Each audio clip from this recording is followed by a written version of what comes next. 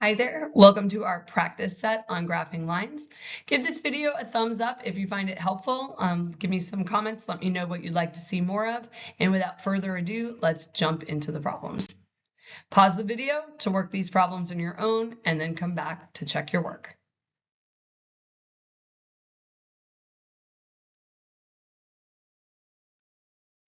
All right, I mentioned in the lesson video for this, I've had a cold for several days now. Haven't been able to record as much and my voice is still feeling it. So forgive me if I am a little bit congested. For problems 1 through 4, the question is to determine if the point is a solution to the equation. And I think that's really critical.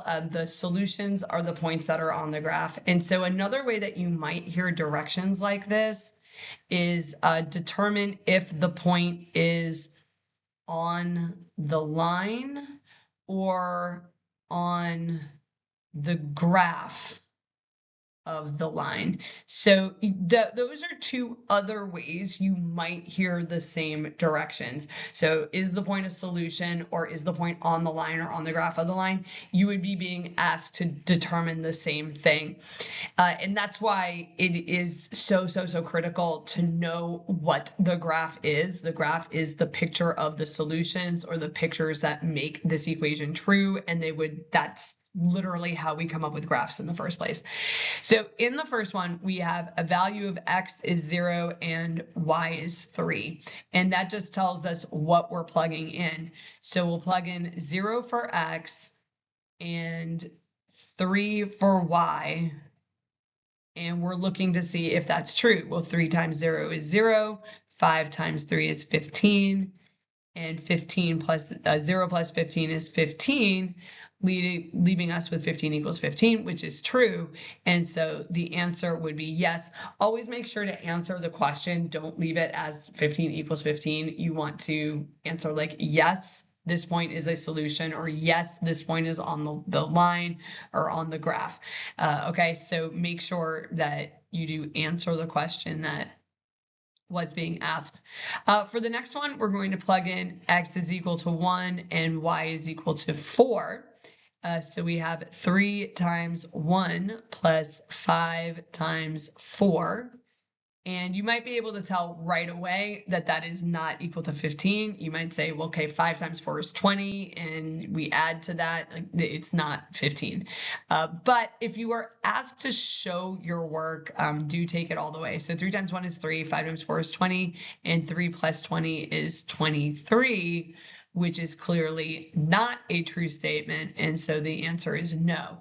That point will not be on the graph of the line. Next one, we have x is equal to 10 and y is equal to -3. So we'll have 3 times 10 plus 5 times -3. And we want to know, is that on the graph of the line? 3 times 10 is 30. 5 times -3 is -15. And 30 plus -15 is 15. So that is true, and so my answer is yes. There's a weird lag on my computer here between my pen and what I'm seeing on the screen, so it's a little bit awkward. So we have x is -5 and y is 6. So we have 3 times -5 plus 5 times 6. And we want to know, is that equal to 15? So we have 3 times -5 is -15, and 5 times 6 is 30, and -15 plus 30 is 15, and 15 equals 15. So the answer to the last one is yes.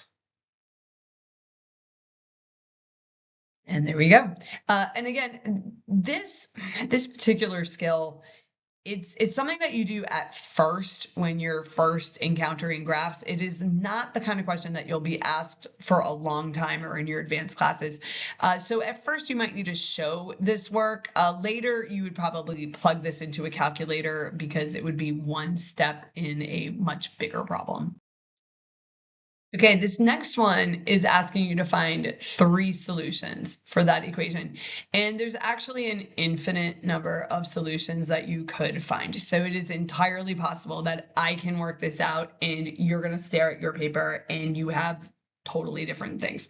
But what you should do to do this one is pick 3 numbers for x and then find the value of y that will work to make it a solution. So I like to make things easy for myself. So I'm going to pick x equals 0, x equals 1, and x equals 2. Okay, now again, you could pick like x equals 100. If you did that, yay. All right, and so for this first one, we'll have 4 times 0 minus 6. So 4 times 0 is 0. And 0 minus 6 is negative 6. And so one of the solutions is 0, negative 6. So when x is 0, y is negative 6. And you could go back and plug those in, and you would see that you would end up with negative 6 equals negative 6. So it would be a value, the pair of values that make the equation true. For x is equal to 1, we will have 4 times 1 is 4. And you can think of that as either 4 minus 6 or 4 plus negative 6. Okay, that also works, and that is negative 2. And so another solution is the point 1, negative 2. And for the last one, we have x is equal to 2. Sorry about that. 4 times 2 minus 6. So 4 times 2 is 8, and 8 minus 6 is 2, and so we have the point 2, 2. And if I've done this right, and nobody is messing with me in terms of the relationships here, if I put these in a table, so we have 0, negative 6, 1, negative 2, and 2, 2, we should be able to see that linear pattern. So as I increased by 1 in my x's, I increased by 4 in my y's. And that again is that key to the linear relationship. If you hold the increase or decrease in your y constant, so you're not doing like 0, 1, 7, 20, like you're not jumping around all over the place in your x's, then you should see a pattern in the y's as well. If you are jumping all over the place with your x's, then it will of course cause your y's to jump all over the place. It does not affect your answer to this at all. You were just asked for 3 solutions, but it will also stop you from being able to see the pattern. Okay, for these last ones, the goal is to graph. Now for this one, because I am an experienced grapher, I'm going to pick numbers that I know are going to work well. So I'm going to start with x is equal to negative 3. So y is equal to 1/3 times negative 3 plus 4. 1/3 of negative 3 is negative 1, and negative 1 plus 4 is 3. And so when x is negative 3, y is 3. For the next value, I'm going to pick x is 0. That's often a very good one to pick, because in a lot of problems, you'll end up with like 1/3 times 0, which is 0, and 0 plus 4 is 4. So when x is 0, y is 4, and that came out nice. And for my last one, I'm going to pick x is equal to 3. So we have 1/3 times 3 plus 4, and 1/3 of 3 is 1, and 1 plus 4 is 5. And so we have the point 3, 5. Now let's pause again and look at that pattern, okay? Because this really is all about relationships. And if you watch the instructional video, you know I titled it Graphing Lines and then Linear Relationships, because it really is about how the numbers are related to each other.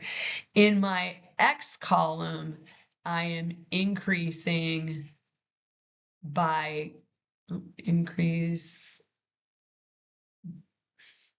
it is not happy with how I'm pushing on my pen here. Increase by 3 each time. In my y column, I am increasing by 1 each time. And so again, constant change in the x's leads to a constant change in the y's. Now the goal here was to graph them. So we have the point -3, 3. So I go to -3 on the x's and 3 on the y's, and that will be my first dot. The point 0, 4. So 0 on the x's and 4 on the y's, and the point 3, 5. And you can tell when I put those dots there that they are indeed all on a line, but the line itself is all of the solutions. And so we're going to connect those dots with a solid line, use the entire space of whatever grid that you have, and then draw the arrows at the end. And the arrows represent the numbers that go off of the grid. So that line does keep going for forever, for all eternity in both directions. All right, next one. For this one, we're going to pick some different numbers. So for this one, and we're going to set up our table. So we're going to have our XY table. Okay, and I'm going to go with 3 values. We're going to start with x is equal to -6. So 2 times -6 plus 3y equals 12. 2 times -6 is -12.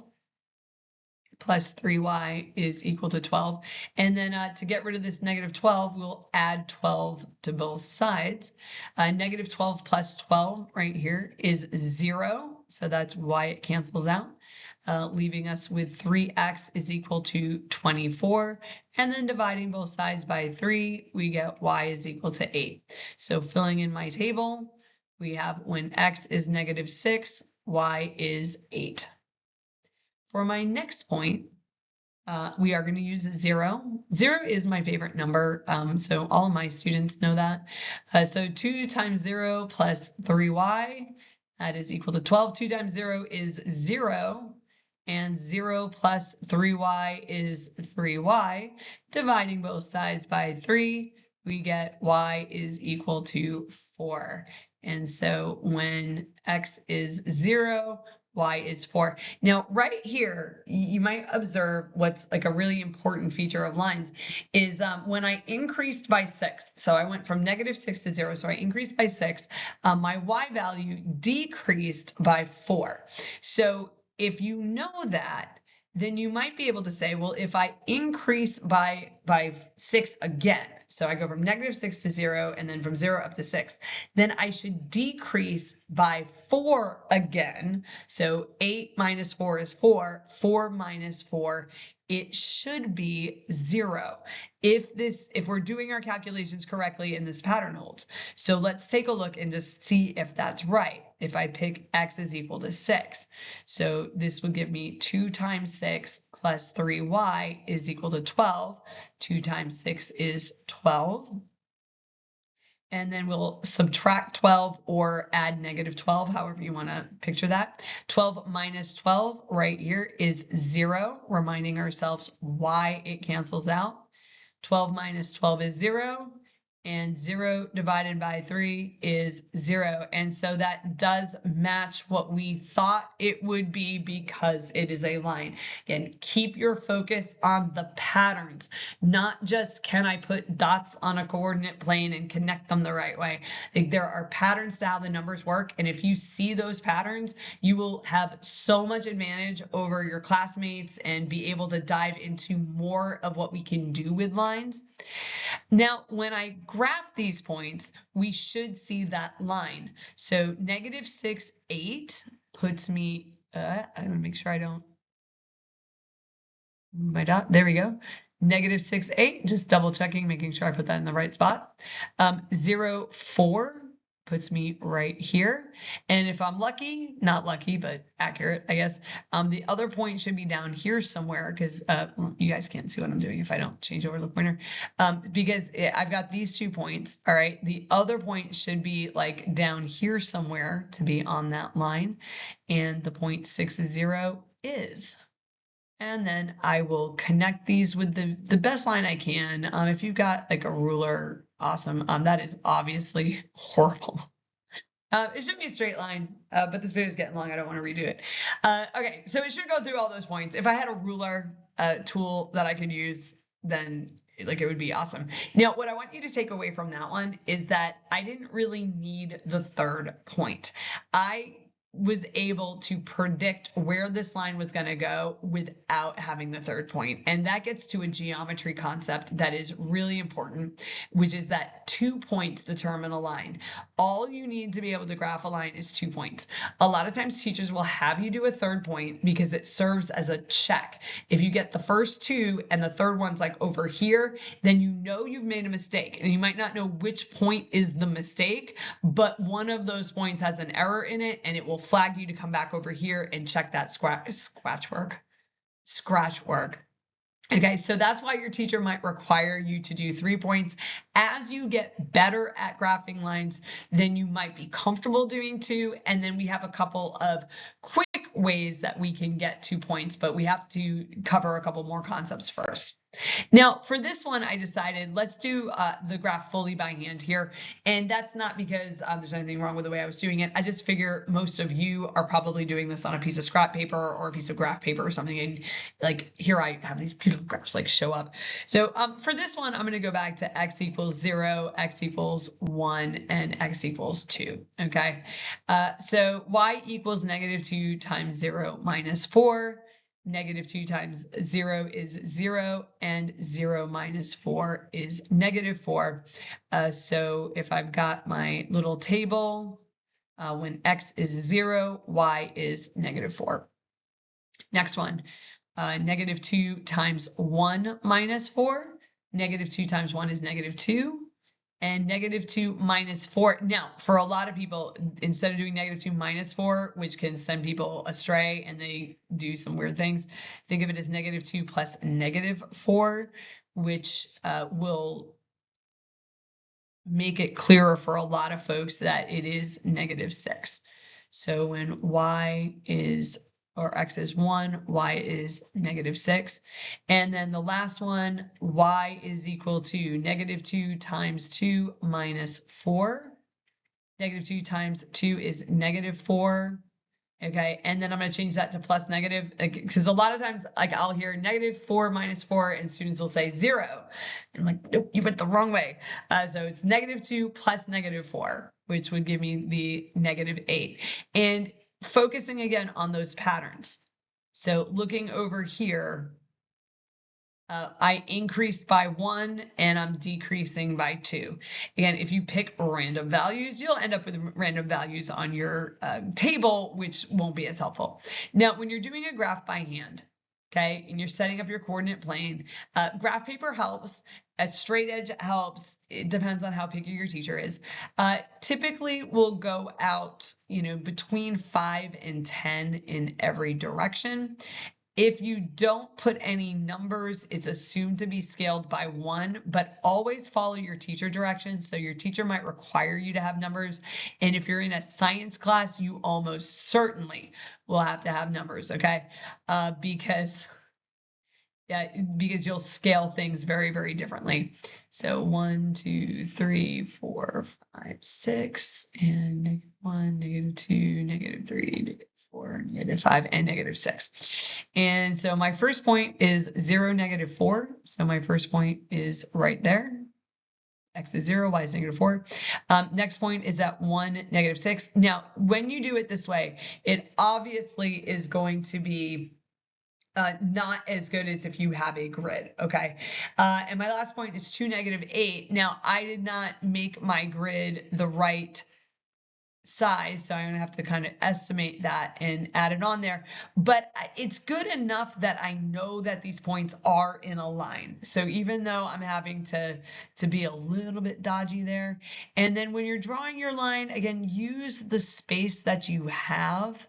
So something like that would work. For most teachers, that's going to be good enough. That shows, like, that work that I showed there shows that you understand what the equation is, how you're building your table, and what the graph should look like. It's enough.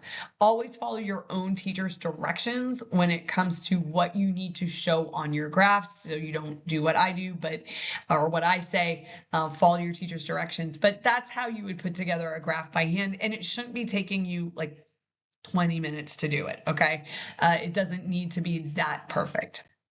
So was this practice set helpful? If so, like the video, subscribe to the channel, and let me know what you'd like to see more of by dropping a comment below. I'll see you in the next one.